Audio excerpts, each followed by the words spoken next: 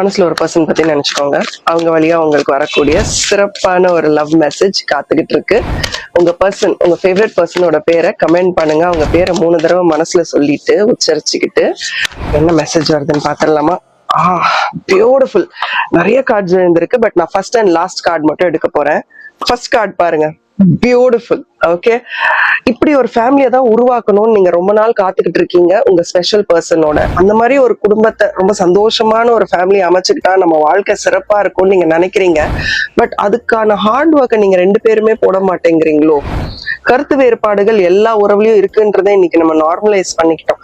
But இன்னும் அடுத்து என்ன பண்ணலாம், இந்த உறவை எப்படி மேம்படுத்தலாம் அப்படின்னு நினைக்காம, நீ என்ன போன தடவை அப்படி பண்ணல, நீ இதெல்லாம் பேசினல அப்படின்ற பல விஷயங்கள் இன்னும் உங்க உறவுல அப்படியே மேம்பட்டுக்கிட்டே இருக்கு, மேல் நோக்கி வந்துகிட்டே இருக்கு. ஆல்சோ ஒரு தேர்ட் பார்ட்டியோட இன்ஃப்ளூயன்ஸையும் உங்க ரிலேஷன்ஷிப்ல நான் கார்ட்ஸ் வழியா பாக்குறேன்.